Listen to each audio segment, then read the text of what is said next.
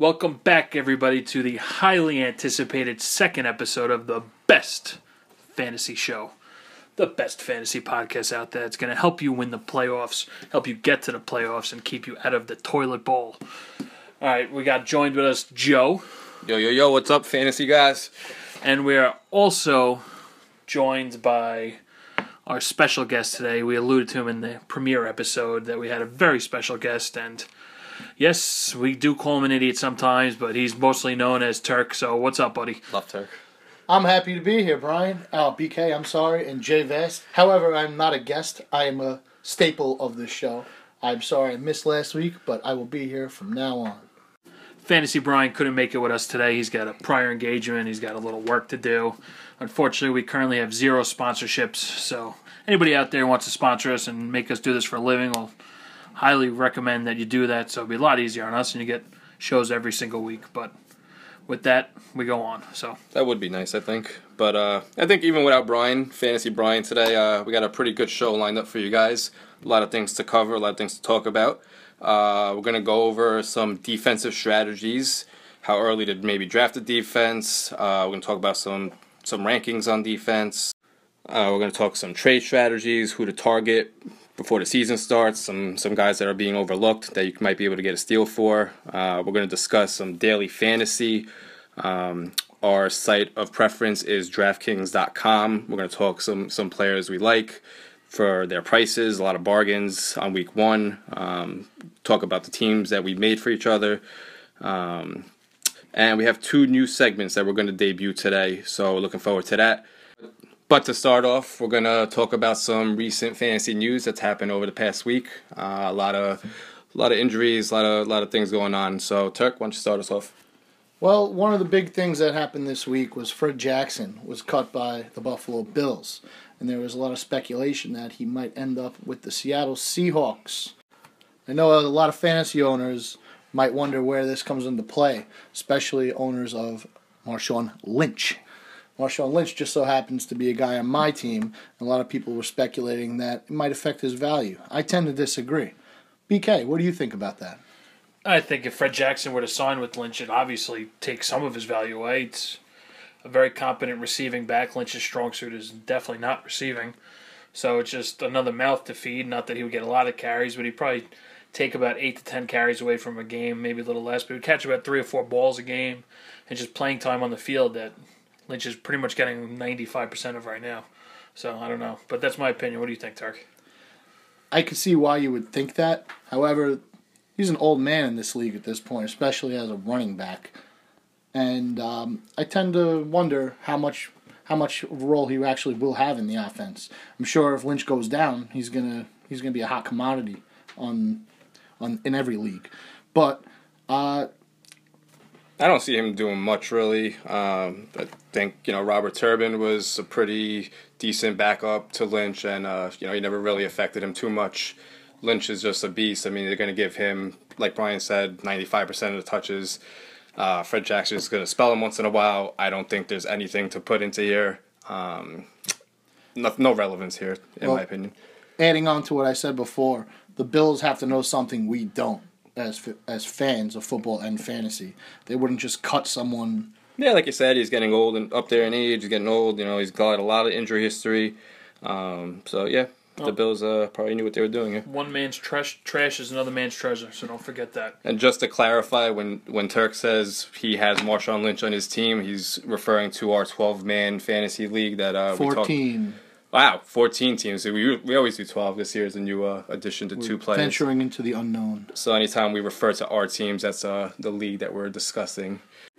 Frankly, the only way I think Fred Jackson's semi-relevant in fantasy this year is if he ends up on a team like Cleveland or Tennessee who has no real back and has underperforming offensive situations. He could be a PPR starter. Otherwise, he's flex-worthy at best most of the season. But still not a Bishop Sankey believer, huh? Yeah, no, Bishop Sankey is certainly what's known as a scrub in my world. But speaking of the Buffalo Bills, Fred Jackson's former team, LaShawn McCoy is still currently dealing with a hamstring injury, and it was about 3 weeks ago they thought he'd be ready, but the hot news this week is they don't think he's going to be ready or nearly at full speed to be ready for week 1, which has major fantasy implications as Most people took LaShawn McCoy late first round, early second round. Frankly, I stayed away from all drafts because there's a reason the Eagles traded him, folks. You don't trade elite running backs that are still really good unless they feel like he's not going to be durable enough. But Joe, what do you happen to think about it? Yeah, I agree with you. I totally stayed away from McCoy this year, last year too. I love the guy as a talent, but fantasy-wise, I want no part of him unless he dropped to maybe the 5th round. I would take him. But honestly, the relevance here is that he's a first-round pick. He's hurt. He's going to be out. It's going to mess up a lot of teams that took him first round. What I don't think is that big a deal is the people replacing him. I mean, you got Boobie Dixon, Carlos Williams, Bryce Brown, 3 scrubs that, to me, are not going to have any fantasy impact this year.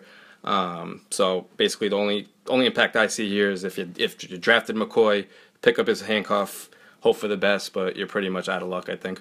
So pretty much what you're saying is those 3 guys will just take away from each other rather than making any fantasy relevance at all. They'll just each do just enough to ruin each other. Yeah, I don't see any of them really emerging out of the pack. Bryce Brown, I mean, we know about him every year. He's a potential sleeper, a potential breakout, and just never happens. So, Boobie Dixon is Boobie Dixon, and maybe Carlos Williams will step up and make an impact. I'll have to say this is something you're going to deal with LaShawn McCoy pretty much all the time. He's a small running back, and he's constantly hurt. And it shouldn't be a surprise to you hearing that he's going to be out. However, when he is on the field, especially on a team coached by Rex Ryan, he's going to get the ball a lot, and he's going to put up numbers. But you just have to take these bumps in the road with a guy like McCoy. He's going to get hurt. Frankly, I have to disagree with Turk on this one. McCoy used to be a very great talent, but he's more of a east-west runner now, which doesn't work in this league anymore. The D-backs are too fast, linebackers are too fast. The reason Eagles got rid of him, he's not a north-south runner, and that's why they got DeMarco Murray, but it's another topic for another day. Frankly, if you're going to pick up anybody, I think Carlos Williams is 100% to pick up. He's the only back who could semi-profile as a lead back. Turk, you got any other points about that or no? I mean, I would agree with that if there was a viable back to him, someone that was going to be behind him, Fred Jackson per se. But LaShawn McCoy is head and shoulders above both of the guys we mentioned, Boobie and Carlos. Like, this guy is just way better. And like I said, in Rex Ryan offense, and I'm a huge Jet fan, so I've seen it for a few years now, they love to run the ball, and it's just something that he's just going to get the ball a lot, whether he's catching passes or he's running. But he could break away for a lot of big runs, because he's a fast guy. Like I said, he's a small back. He's quick, but you're going to just deal with these injuries. It's going to happen. Yeah, I think we all know what LaShawn McCoy is capable of when healthy. But my opinion, if you have him on your roster, I try to trade him. Maybe someone doesn't know. The news broke earlier today. I try to dish him out as soon as possible and get the best return right now. Frankly, if you drafted McCoy, this is on you. There's no reason to take him at his ADP. Like Joe said, he lasts to the 4th or 5th round, then it's worth the risk. But he is nowhere near a top 15 fantasy player anymore. I do agree with you on that. Like Joe said earlier and BK said, he's just getting drafted too high. I don't even think he should be drafted in the first round. I could see late second. But yeah, when he's on the field, he'll give you points. But he's just someone you're going to have to deal with injuries, like I said, probably 3 times now. It's just an obvious thing with McCoy. It's one of those name brand guys that you're taking him at the spot that you're taking him because of the name brand, what he's done in the past, and you're not drafting for the past, you're drafting for the present and and the future. So, it happens in baseball, it happens in football. We draft guys because of their names and not what they're really going to produce this year. But moving on to last bit of fantasy news. Tight end Julius Thomas with a little finger issue, set to miss the next 4 to 5. All right, I'm going to hop in here. I'm sorry to cut you off like that, but this is the first of many Turk rants that you're going to be hearing in the future. I am so sick of this Julius Thomas. He's been getting drafted way too high. He's made by Peyton Manning. If he was on the 49ers last year, you wouldn't even know who he was. He'd be gone. He'd be packing groceries somewhere. But now he's on the Jaguars. Everybody thinks he's going to carry the same value. It's just not going to happen. Okay? Him hurting his fingers, he should have went the full way and blown his fingers off like JPP. Okay? That's what I think. I think he's a waste. I think he did a favor to everyone because people draft him way too high. Okay? So now people don't have to draft him so high. They'll pick him in the 9th round. He comes back, week 6? Then he can show everybody how much he sucks. Well, tell us how you really feel, Turk. I did. That was the debut of the Turk rant segment. By Sorry, the way. I get angry sometimes, and you know what? That was a topic that hit me to the core. Well, I mean, honestly, I don't really disagree with you. I definitely would not have drafted him at his current ADP, sixth round. Jacksonville, I mean, Blake Bortles not really into that whole passing game. They have not shown anything in the preseason. Last year, Blake did not show me anything to have any confidence in him in fantasy. Like Dirk said, Peyton Manning, going from Peyton Manning to Blake Bortles, not really a huge upgrade there, major downgrade. So, I definitely would have waited till double-digit rounds to draft Julius Thomas. What do you think, Brian? I think Julius Thomas is on my do not draft list. He's, as Turk said, pretty much a waste. He's way too high. I would never touch him till second to last, third to last round. Frankly, tight end is a wasteland this year. You have Rob Gronkowski. Then you got Jimmy Graham, and then the rest. Yeah, you got Greg Olsen, too. Got to give him his props. Great White Hope. But other than that, they're all jokes. Eric Ebron, who you could get in the last round, is probably going to be outproduce Julius Thomas this year. Tyler Eifert, another guy you can get in the last round, easily going to outproduce Julius Thomas. The moment you draft him, the next happiest day you're going to have is when you drop Julius Thomas. And speaking of wasteland tight ends, let me tell you my sleeper for the year. Speaking of Peyton Manning's tight ends, he makes tight ends. His name is Owen Daniels. A lot of people don't agree with me on that, but I think he's going to be great this year. What do you think, Joe? Do you agree with me?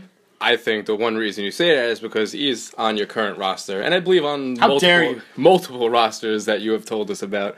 But going back to Julius Thomas, I think that's, again, with the name brand. You know, he made a name for himself with Peyton Manning. Now he's a household name. He's a top 3 tight end to everyone, and that's just going to carry on.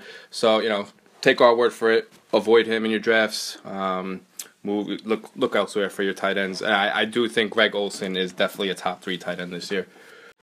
But enough about seasonal fantasy. We're going to transition now into our daily fantasy segment. It's a new day. Yes, it is.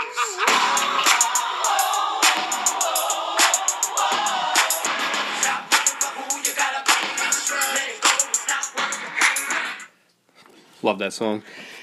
So basically, we're going to go position by position. Again, DraftKings.com is our site of preference for daily fantasy. I'm sure most of you are familiar with daily fantasy by now.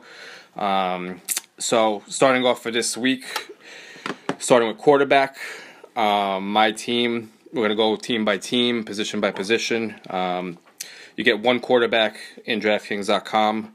And I'm going to go on my team with Tony Romo against the Giants this week. Obviously a great matchup. Should be a shootout.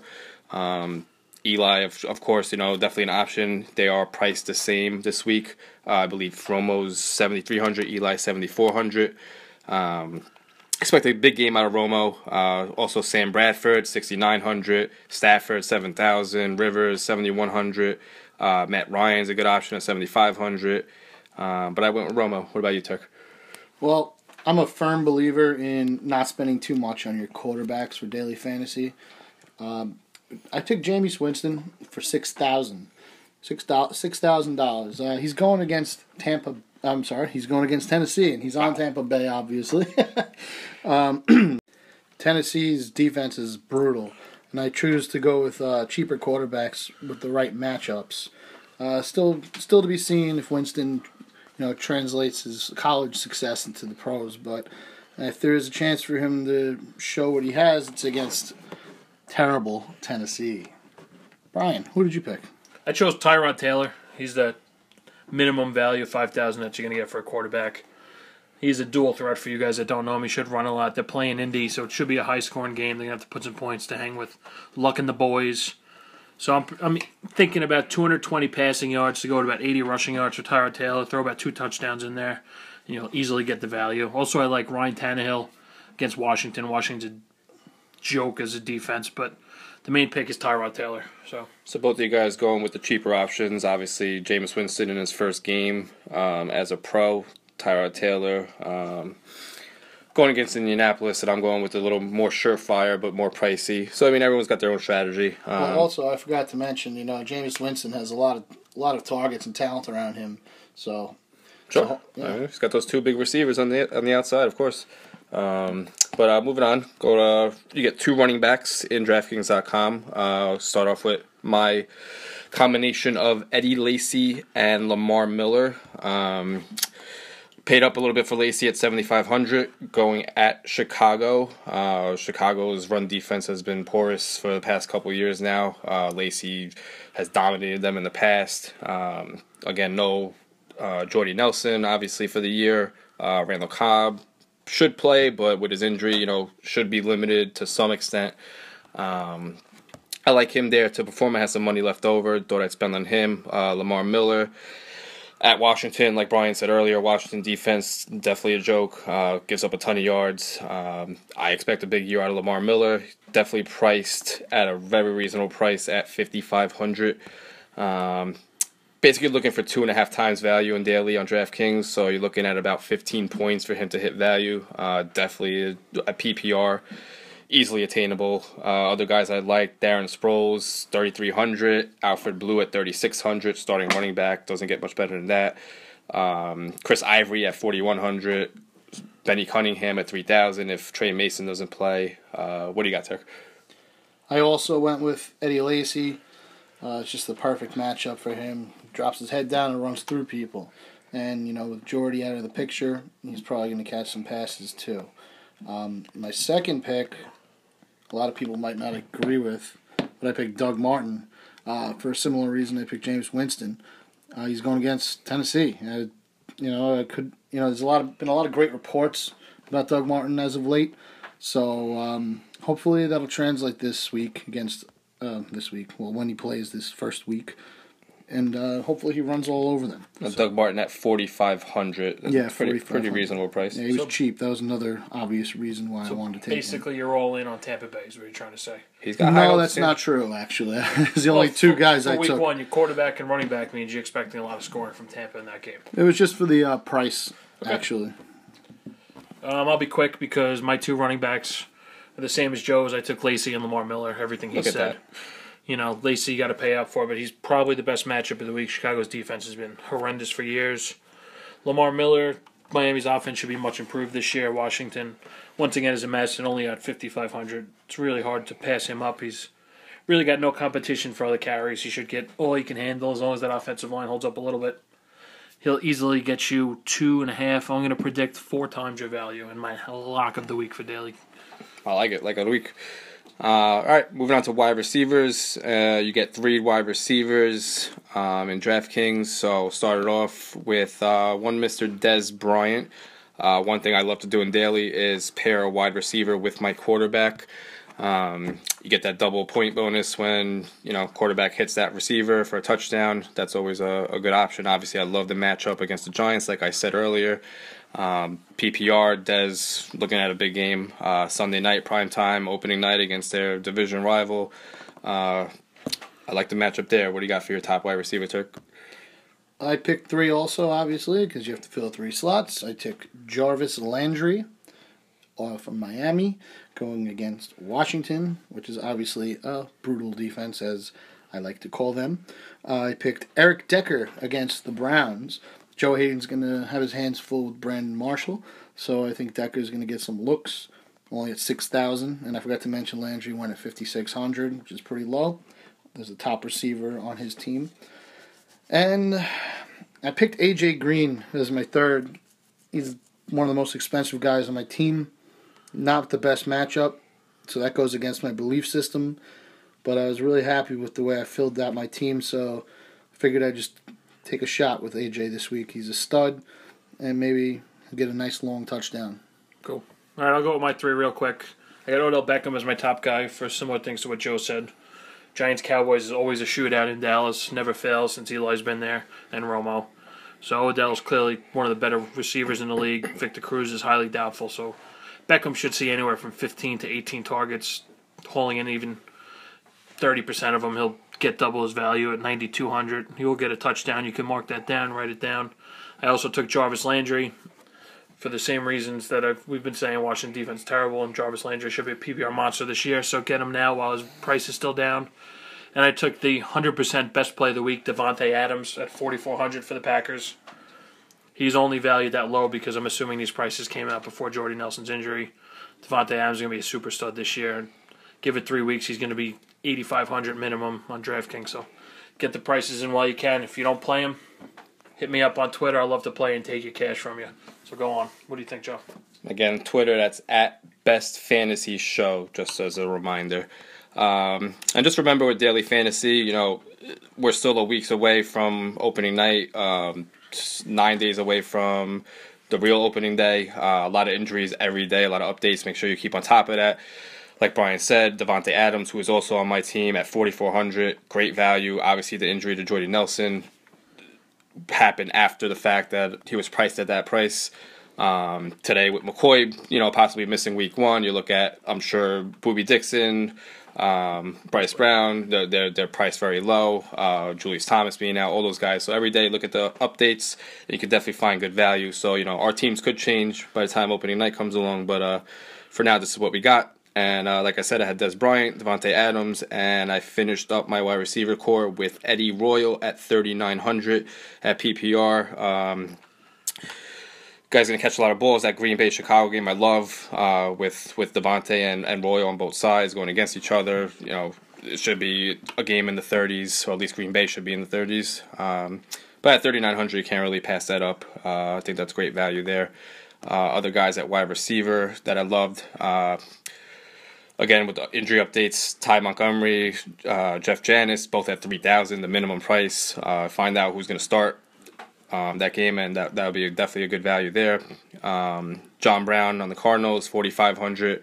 I also like Landry that Brian and Turk took at 5,600. Definitely both good values there, so they did a good job picking that guy up. Moving on to tight end, you get one tight end per team on DraftKings, and as I alluded to earlier, Greg Olsen being what I think will be at least a top 3 tight end this year. Should be a huge year for him. Took him week 1. And again, you like a guy yearly, doesn't mean you have to like him daily. You like a guy daily, doesn't mean you have to like him yearly. But in this case, I like them both for Greg Olsen, and 5,300, I took him as one of the top tight ends this week. What do you got, Turk? I went with Vernon Davis. San Francisco does not look like it's going to pose a threat to anyone this year. Vernon Davis, I think he had a terrible year last year, but I think he's a great comeback of the year candidate. I think at 3,100, he could be a steal because there's not too much to throw to over there. I took Greg Olsen too. To me, it's a no-brainer. You start your team around Greg Olsen, you go from there. 5,300. He's the number 1 receiver there. He's really the only red zone threat for now. So if you don't play him, once again, hit me up at Twitter at Best Fantasy Show. Love to take your money. So absolutely. I mean, anyone's free out there to challenge one of us. All of us. We'd definitely be open to that. But Greg Olsen going at Jacksonville, by the way, who that is a great matchup as they've struggled against tight ends mightily. Now moving on to a flex position, you get one flex where you can plug in a running back, wide receiver, or tight end there. And my flex, I went with Chris Ivory, $4,100. Go at home against Cleveland. I expect the Jets to control the pace in this game. I expect them to dominate Cleveland. I expect them to be playing from ahead most of the game and just pounding it down Cleveland's throat. 4,100. He hits the end zone one time. You got value already. does this have anything to do with the fact you're a big Jets fan? It doesn't. I try to leave my bias out of it, but unlike maybe some people, well, are Giant fans. Wow. That's another topic for another day, but I'll just say, shut up. Eli, Sorry. Super Bowl MVP twice, but let's move on. Let's No one continue. wants to hear your jargon. Move on. I love jargon. Turk, what do you got for flex? My Probably flex. a terrible pick. You would say something like that. Well, I actually took DeMarco Murray at my flex going against Atlanta. Atlanta's run defense is not up to par. And I saved some money for my flex spot. I like to do that. I like to get as much as I can out of my position players. So DeMarco Murray, I'm not big on him. I'm not big on him this year. Standard, like regular fantasy, seasonal fantasy, I'm sorry. But for this matchup in particular, I think he's going to stomp all over Atlanta, increasing his trade value for certain people. How much did he cost? He cost $6,700. My bold prediction is that Chris Ivory will outscore DeMarco Murray this week at $2,600. Well, as a Jet fan, I hope you're right. So do I took John Brown at flex. You already discussed it. He was a good receiver play. Michael Floyd is severely questionable for week 1. Larry Fitzgerald's an old man and basically a possession receiver at this point. They're playing New Orleans, who, as we know, has a terrible defense. So I expect John Brown to hit pay dirt not once but twice, and will get over 100 yards. So easily making him a great play at 4,500. And I'll just go on with my defense since it's the last one. I took the Houston Texans defense against Kansas City. Kansas City's offense doesn't scare me. Houston at home. They have J.J. Watt. They have the return of J. Divion Clowney, whatever the hell his name is. If he plays, he's a beast. And frankly, I expect 1, if not 2, defensive touchdowns because Alex Smith will get to know J.J. Watt personally. How much did they go for? They were $3,000. Okay. I mean, a lot of defenses are pretty similar priced. I usually save them for the end and just plug in whatever I have money left over for. I went with the Jets defense at home against Cleveland. Like just said a few minutes ago, I feel they're going to dominate this game. Hopefully, you can't predict the touchdowns, the turnovers, but, there should be a few turnovers, and hopefully the Jets will find a pick six in there somewhere. But I expect a pretty good showing from them this week. So another Jet pick from the non-Jet bias homer is what we're getting at. Yeah. For you fans out there. He's not biased, but he's... I am a Jets fan. There's no secret there. But, Why don't you worry about your Big Blue, your G-Men, and keep it to yourself, okay? I'm a Jet fan, too. And I appreciate the moxie of Jay Vast for taking 2 Jets on his daily fantasy squad. So why don't you just stay out of it? I did choose Romo over Eli, and I did choose Dez over ODB, so maybe there's a little bias for my You know what? I Jet don't care if fandom. it was biased. Go Jets. Jets. Jets. Folks, Jets. As Fireman Ed would say if he was here right now. Who I believe Fireman Ed quit on the team. I don't think he's there anymore. I believe he quit because, he got too big and, yeah, typical Jet fan, I'm sorry, but Can we if get he's him here, would he do the Jet chant? I think he would. That's what I said. Can we get him on the podcast? Any chance? I'm good friends with Fireman Ed. I'm going to give him a call, and if his schedule's free. I'm going to make a statement. If Fireman Ed is on this podcast, BK will no longer be on this podcast because he does not worth my time. Talk about bias, Mr. J. Vast. Yeah, no comment there. I guess he's bleeding blue. Turk, tell us your defense. Okay, Let's let go. me move on, all right? The team that... Wait. Is it the Tampa Bay defense? You wish. Negative, sir. I actually chose a team that holds a special place in my heart. My father's a big fan of them. I went with the Vikings. I think they're going to surprise a lot of people this year, and I don't think it's much of a surprise that they have a pretty solid defense. But as I stated earlier, I don't expect much out of San Francisco this year, regardless if they're at home. And the Vikings going for 2,800. I figure I'll take a flyer on them. I never like to spend too much money on defense. Does this have anything to do with the fact that you drafted Minnesota in our 14-team league that we alluded to earlier? Okay, Guy, I have 6 fantasy teams. I'm a stud in all leagues. Why don't you answer the question? Does it yes or no? Question, does it have anything to do Absolutely not. with... Okay, all right. That's enough. When they're playing, I don't even know their schedule, but if they're playing the Colts, I assure you, I will not take them in my daily fantasy team. Well, there's a bold statement. There's the bold statement of the week. It wasn't bold. I was just explaining that my bias has nothing to do with what you're talking about. Bleed blue, man. Well, that about wraps up our daily. Wait, hold on. I got one more shot to take. Go ahead. At Mr. BK. Go ahead. He said Eli is going to finish top 3 fantasy quarterback. I believe I said top last 5. week. I'm pretty sure he said top 3. Tweet us. Tell us who was right, because I don't remember. And also, I do remember him saying ODB is going to break what? The touchdown record, or was it the yard? It's the yardage receiving record. I fully believe that. That's not Who's biased now? And yes, I slammed the table in angst. All right. I think that's enough angst for one night, don't you think, guys? Yeah. Never enough. I think it's time to transition into our next segment, properly entitled "The Choice Is Yours." Live or die. Make your choice. All right, this is the debut of the Choice Is Yours segment. Basically, what we're doing here is I'm going to ask Joe and Turk separately questions about 2 guys who are their ADP is very similar within a couple of picks of each other, and basically you have to pick who you're going to live with, who you're going to die with. So first, I'm going to start off with Turk. Coming up for your Choice Is Yours, your choice is Amir Abdullah or Jonathan Stewart. The choice is yours. That's an interesting question, BK, because Jonathan Stewart is the clear-cut lead back of the Panthers, and Abdullah probably going to be splitting carries with Joique Bell at the beginning of the season.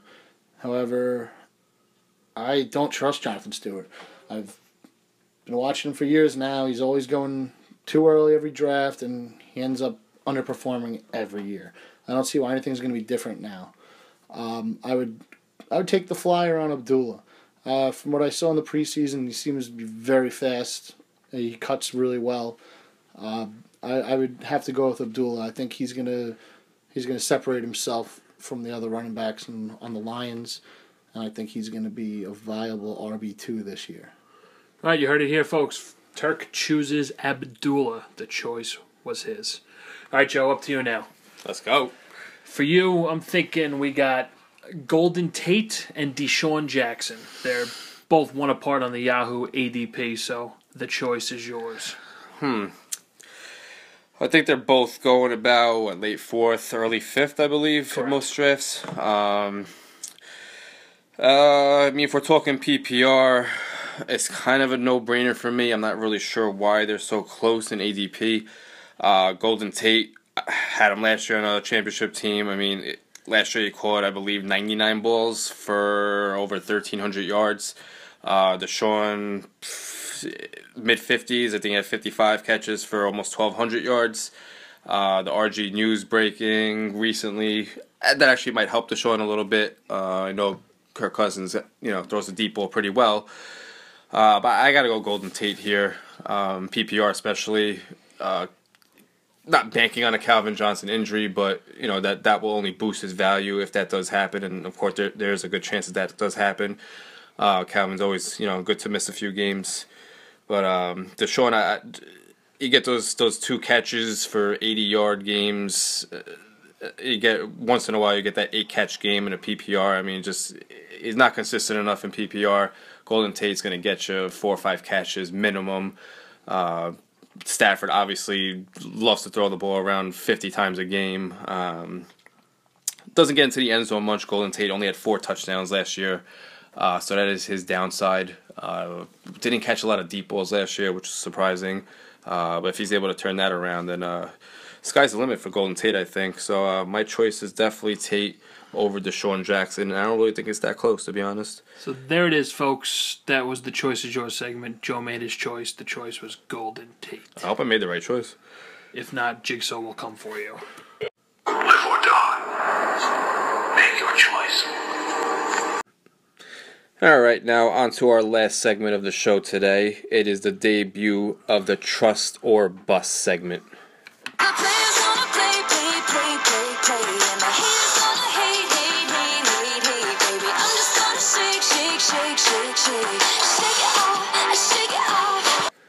God, I love Taylor Swift.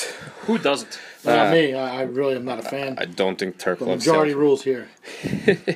So, in Trust or Bust, basically, we're going to rapid fire a few players to Turk and Brian, and they're going to tell us whether or not they think they are going to be a bust or they trust them for this upcoming fantasy season. So, we're going to start with Brian and Melvin Gordon. Do you trust him or is he a bust? Melvin Gordon's a bust with a capital B-U-S-T. He doesn't catch balls, at least he didn't in college. They have Danny Woodhead, who will catch plenty of balls, be a major part of the offense. And from what they're saying, his pass protection is not very good, so he's not going to see the field. So that's a big bust. You heard it there first. Melvin Gordon is a bust. Stay away from him this year. Turk, first up, Sammy Watkins. Trust or bust? Sammy Watkins, trust or bust. It's such a tough one because he was really hit or miss last year. So, you never know. And he was in a similar situation with no quarterback. He'd either have a great game or a terrible game. But I'm going to go ahead and I'm going to say trust. You're trusting Sammy Watkins for this season. Yeah, but it was hard. It was a hard trust. Hard trust. Moving on, Brian. Amari Cooper, trust or bust? Amari Cooper is a huge trust. He's an excellent route runner, which always transfers to the NFL. The Raiders have an emerging offense. Derek Carr is probably going to be one of the surprising quarterbacks this year, take the next step. And somebody's got to catch the ball. Cooper should lead the team in targets, leading the team in receptions. Huge trust. And I concur with that one. Next up, Jeremy Maclin. Trust or bust, Turk? Oh, wow. That's not a hard one. That's an easy bust. The guy was good on the Eagles. He might show some talent, but look what the situation he's going into on the Chiefs. I don't have the numbers in front of me, but Brian, how many reception touchdowns did receivers I believe gain? that's a goose egg. A goose egg, and that means what, Joe? For the people who don't know It's a big jargon. It's a big fat zero. A big zero. I don't understand why some people think this guy's going to come over after playing with Nick Foles but from Mark Sanchez and just be an amazing talent on the Chiefs. I do expect some mediocre output, but it's a huge bust. All And right. his ADP, of course. That was a very subtle bust by Turk Sorry, on that I'm one. angry again. Not too hopeful on Jeremy Maclin there, and I can't say I disagree with him. Moving on to the next guy, we're going to go with Carlos Hyde. Trust or bust, Brian? I'm going to go with bust on this one. I think he's a decent enough running back. Nothing special. Pretty good, but the San Francisco is fantasy wasteland. It's a place to avoid. The team keeps players keep retiring or getting arrested, and frankly, Kaepernick is just, like most mobile quarterbacks, just not a very good quarterback. So frankly, he's going to be seeing a lot of 8 in the box, and he should average about 3 yards a carry, which won't get it done fantasy-wise. So that's a bust. And might I add, Reggie Bush is there now. What do you think about that? Like, how does that affect his value? He'll definitely take catches away. It'll probably just be a first and second down back, and hard to get value if the team's not going to score points. I hope you're wrong. I got him on my fantasy team. Has been pretty good in the preseason so far, so we'll see. But that's a big bust in Brian's book. So last but not least, Turk Keenan Allen, trust or bust? I think we know where he's going with this one. I have a hunch myself, but Turk, go on. Well, his first year, he looked really good. The second year, the dreaded sophomore slump struck him right in his beanbag. And Nobody likes getting struck in the beanbag, folks. I don't think anybody does. But just the fact that Antonio Gates is out for 4 games, it'll give him a chance to be the number 1 target with Phillip Rivers. And I'm going to go with trust. You trusted Keenan Allen? What about you, Brian? To me, he's a bust. He's not a big bust. I just don't. I think his ADP is way too high. I'm seeing him going late 3rd, early 4th. I wouldn't touch him till the 6th or 7th round at best. But that's me. All right, so Keenan Allen is a trust in Turk's book. So that wraps it up for our trust or bust segment. Gotta say I agree with all of their choices other than Sammy Watkins. I see him being a bust this year. Tweet us your thoughts on trust or bust at Best Fantasy Show. So that just about brings us to the end of our second show, Best Fantasy Show. Please follow us at Twitter at Best Fantasy Show. Like us on Facebook at Best Fantasy Show. Also, if you want to talk to the Turk, you go to Facebook, ask a question, say how good looking I am, whatever you like, because I don't know a damn thing about Twitter. Talk to the other boys about Twitter when you're ready for that. All right? Bing, bang, boom. Good night. Stay away from Shady McCoy. Don't draft him and take Gronkowski. Don't bleed blue. See you guys next week.